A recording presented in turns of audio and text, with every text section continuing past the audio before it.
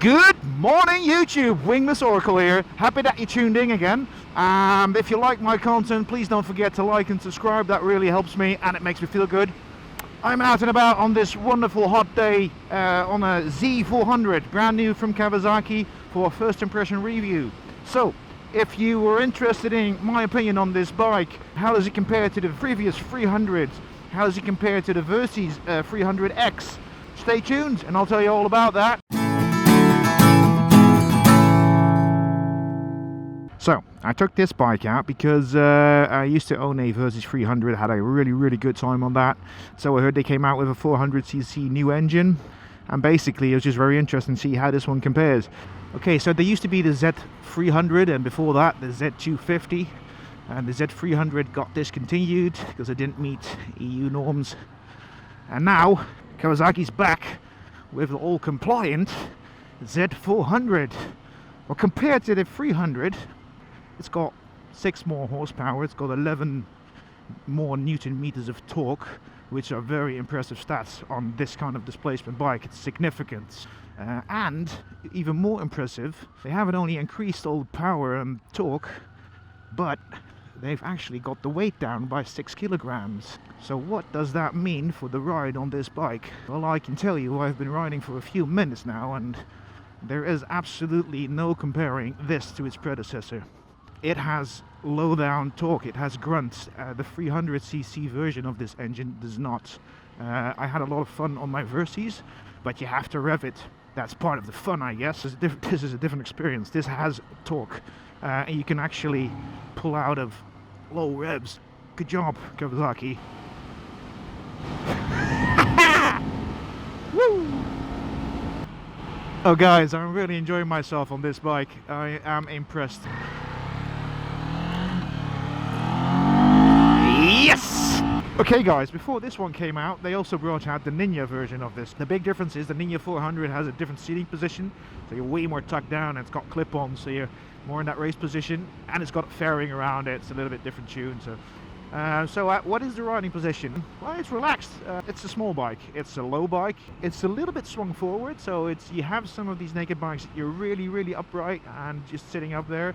This is a little bit forward leaning. You're not really leaning on your hands because you don't need to, but you do feel that you're kind of having that little bit of extra pressure on your handlebars, and I have to say I don't mind it on this bike because it really increases to the joy factor of it. So where are you going, sir? Okay, thanks very much. Okay guys, let's go over a few items that I see. Okay, mirrors. Yeah, you can't really expect anything from mirrors, right? They're just ugly. To get the job done, I do have to say these have a little bit of a tremor in them, which I'm not used to with the Versys 300. I didn't have that. This has it. It's not annoying, so I have a good view backwards. It's not really blurring my view like some tremors do, that you can't really look in the mirror anymore. This is okay, you can look in it. There isn't any tremor in the bike, by the way, so just like with the Versys 300, this has absolutely no tingling sensations, no tremors, nor in the handlebar, nor in the seat, nor in your foot pegs, nowhere. So the cluster. Yeah, they borrowed this cluster from the Z650. It makes the bike look a bit mature. It gets into the family. I do think this is a kind of an outdated cluster. So looking at a lot of bikes that are out there now with the LCD screens or color screens and more information on it, this looks a little bit outdated for me, and I don't really like the styling of it. So I like the styling of the bike, cluster not so much. But what I do like is it's a good cluster. You've got a good overview. You've got a good gear indicator in the middle, which I like. So yeah, it gets the job done, but it's not the styling I would have preferred. What do I feel about the seat? Well, the seat is kind of cramming you into the tank. And when I first got on, I thought like, oof, this is cramped. But it's actually not. It's actually cozy would be the right word. You really feel like you're becoming one with the bike. It's more like you're kind of cuddling the bike. So when it comes to brakes, this bike has also gotten mature. They actually put a 310mm disc on the front, which is huge. You notice it immediately when you get on, and you also notice it when you hit the brakes. Good job, Kawasaki, on the brakes. I love the brakes. So back to the seat. As I mentioned, the seat kind of cozies you into the bike, which I like. If you want to go backwards a little bit to move around, there is some room, but it's not a lot. So if you would have longer legs than me, so I'm 1 meter and 80 centimeters, you might get a little bit cramped. But I can imagine if you're 1 meter and 90 centimeters, you might want to look at a bigger bike or see if there's options to increase the seat height, so you get a little bit of less angle in your legs. Okay guys, I found a nice quiet spot in the woods. Let's have a walk around. Okay, let's look at this then. Here we have the screen. It's taken from the Z650, which makes it kind of, I don't know, mature, but also it makes it a little bit outdated. I think they could have done a better job in updating this. These come in two colors. This is the red and black one. And they also have, of course, the Kawasaki green and black one, which has the same color scheme as this, but then where you see red, it's green. And both also coming a performance version. For the performance version in the Netherlands, you pay 600 euros more. You get a different exhaust, you get a cover on the body seat, and you get a tank sticker. So yeah, it's up to you if you think that's worth your while. Mirrors, bad, ugly. Yeah, so I really like what Kawasaki have done with the looks of this bike. They really taken all the design cues from their Super Naked. So the high up tail, the low down front light, this very aggressive stance in the middle.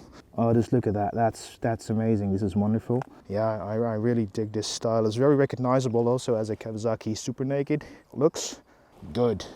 Okay guys, what I have to show you is this 310 millimeters brake disc. That's massive on this bike. This really gets the job done really good. So you can see the ABS ring. This is really better than I have seen on many small displacement bikes, including my Versys 300. Nice lights at the back. It's integrated into the seat. It kind of looks a little spaceshipy and alien. Yeah, I don't like what they've done with the indicators. They look too big for me and ugly, and probably Kawasaki's just inviting you to take them off and swap them out for something else. As you can see here, this is all made so it can be easily removed, which is good because we like removing stuff from bikes. Kawasaki, thank you. Take it off. So guys, that was the walk around. I hope you're enjoying this. I'm gonna go for a ride and tell you more about the bike. Actually, before we get riding, I have to show you the seating position. So, I am 1 meter and 80 centimeters high. Look at my legs. I am flat footing on both sides. I've got loads of room to spare. I can go tap dancing on this bike, no issues. This is a 700 something millimeter seat height. I didn't even check it because it's so low. It doesn't really matter. Anybody will fit on this bike. What does that mean for your riding position? Well, let's see. If I put my legs up, I fit comfortably within the tank. And being a small bike, I would expect that I would be a little bit more crammed up. It's not. I do have a kind of a angle here in my legs, but your feet aren't swept behind your butt like on racing bikes. So it's sporty but comfortable. And actually, I've been riding for quite some time now. No cramps whatsoever. I could ride this for all day without any issues. What also helps with the seat height is that actually, let me get off again. See that? That's very narrow. It's very narrow, so you get your feet easily and comfortably alongside of the tank. So yeah, very comfortable and easy to get on bike. I think a lot of the smaller riders, female riders, will really love this bike. So, what's my first impression of this bike? Well, yeah, I'm kind of blown away by it. It's such a different experience than the 300s. It has so much more low down power. You don't have to rev it. The components have been increased and upgraded. So this is a seriously mature bike. This is not only a beginner's bike. The combination of the weight and the torque, horsepower, and it's short, it's stocky, it's narrow, it's flickable, it's even comfortable. Yeah, so it's an impressive ride. I think Kawasaki really did a good job. So is it a starter bike? Yeah, definitely. It's very accessible, very confidence inspiring. It's a very good bike. It's also a cheap bike, and a cheap bike to operate for that. Frugal, just like the Versys I have. Check out my review on that. So I think it would make a great starter bike. But not only that, it's not just a great starter bike. This is an excellent bike for people that do downscaling, who have had their license for longer and just want something different, just ride on Sundays and want to have a little bit of fun without overdoing it. This would be a perfect bike for those people because it is really enough bike to have that fun on. I'm really having a good time on this test ride. Is it a good commuter bike? Yes, because it's fun, it's economic, it's cheap, it's small, it's nimble, it can go through traffic, it can easily go on the highway. One thing to keep in mind as you're going to buy it as a commuter bike, it's a naked. so there's no protection from the elements. So if you live in a country like, for say, the Netherlands, you will get cold and wet on it sometimes. If that's okay, then you'll be fine. If that's an issue, buy something with more fairing and more wind protection, because you won't like this. I like it. I've talked about the seating position, I've talked about the specs, I have talked about the looks. So what does this bike make me feel like when I'm riding it? Like anybody. This is a friend for everybody. So at one moment I feel a little bit like I'm a hooligan on a naked bike and I can thrash this bike around town. On the longer stretches like this, I feel more like just a commuter or just somebody going on a tour or a trip, and I'm just having a good time, relaxing. For me, I think it looks cool. It definitely doesn't give me the feeling that I'm on only a 400cc bike. So I think Kawasaki made a new trellis frame for this bike, and you can really notice it. It's nice and stiff, and it feels very confident in the corners. So yeah, that's a nice aspect of it. So Wingless, is there anything on this bike you don't like?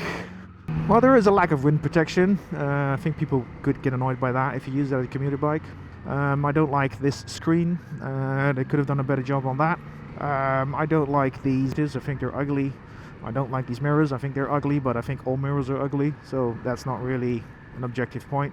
Yeah, so there's some stuff I don't like. Okay, so Wingless, would you buy this bike? Well, I'm not in the market for a bike, so I'm not going to buy it, but if I would buy it, I would buy it as a commuter bike because it's light, it's nimble, it's cheap to operate. However, living in the Netherlands with the bad weather and the long highway commute, I would prefer a little bit more wind protection on my commute.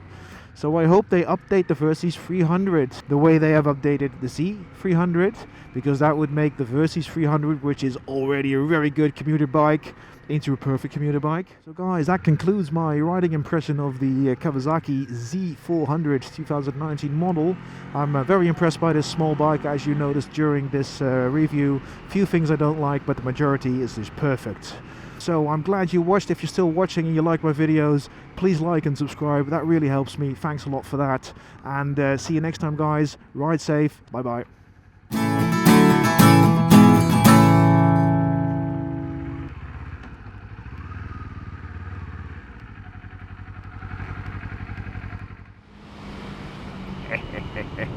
So much fun.